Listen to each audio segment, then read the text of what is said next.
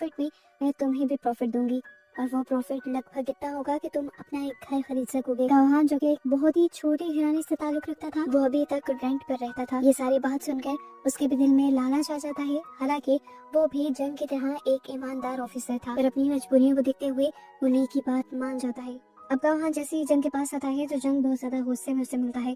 कहता है, तुम जानते हो कि ली कितनी घटिया इंसान है। उसने उन डॉक्यूमेंट्स में बहुत बड़ा फ्रॉड किया हुआ है, और जिस कंपनी को वो आईपीओ में लिस्ट करने जा रही है, उस कंपनी ने पिछले कई सालों में वर्कर तो हायर किए हैं, लेकिन एक टेक्नीशियन हायर नहीं किया। तो इसका मतलब है कि उनके प्रोडक्ट में 100% टेक्निकल खराबियां होंगी। अब जंग ही गावहान को काम देता है कि तुम उनकी टेक्निकल चीजों के ऊपर रिसर्च करोगे और एक रिपोर्ट बनाकर लाओगे।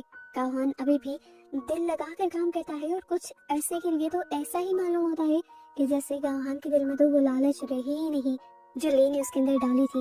वो दिल लगाकर काम करता है, फैक्ट्री के अंदर जाकर टेक्निकल खराबियों को ढूंढता है। यहाँ तक कि वो फैक्ट्री के बाहर भी इंपोर्ट और एक्सपोर्ट पर नजर रखता है, और उसे कंपनी के खिलाफ बहुत सारे सबूत मिल जाते हैं। ये सारी रिपोर्ट लेकर जब गावहान जंग के पास आता है तो जंग उससे और भी ज्यादा इंप्रेस हो जाता है, और फौरन उसकी बनाई रिपोर्ट के ऊपर साइन कर देता है, और उससे वादा भी करता है कि जब मैं यूरोप जाऊंगा तो तुम्हारी पोजीशन को परमानेंट करने के लिए बहुत कोशिश करूंगा। गावहान पूछता है कि मेरी पोजीशन परमानेंट होने के कितने चांसेस हैं, तो जंग कहता है 80% से ज्यादा। इस टाइम गावहान के जहन में ली वाली बात गूंजती है। उसने तो 100% का वादा किया था।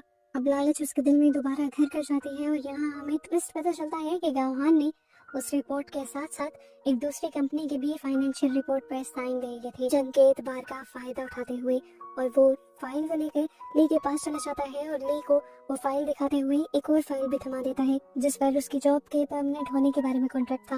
वो जंग का ही सिखाया हुआ रूल यहाँ उसके खिलाफ इस्तेमाल कर रहा था, और कहता है वर्बल एग्रीमेंट की कोई हैसियत नहीं होती, आप मेरे जॉब के लिए इस कॉन्ट्रैक्ट पर साइन करें, फिर ही मैं आपको जंग की साइन किए हुए पेपर्स दूंगा।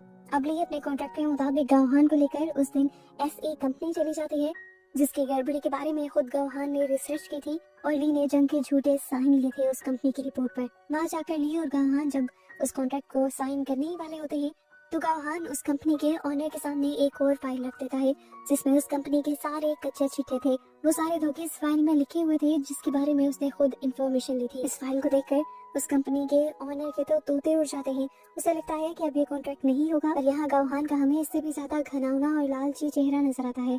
वो कहता है, रिपोर्ट तो हमने पहले ही फेक बना ली है, साइन तो हम कर देंगे, लेकिन एक शर्त पर कि आप अपनी कंपनी के ज्यादा शेयर्स हमें दे दें और उसके 5% शेयर्स सिर्फ मेरे नाम कर दें। कंपनी भी इस बात के लिए मान जाती है, और फाइनली इनकी डील साइन हो जाती है, जिसके मुताबिक अब इस कंपनी में 5% शेयर्स गावहान के भी थे, वो भी बिल्कुल फ्री में। कंपनी में वापस आते ही ली गावहान की प्रमोशन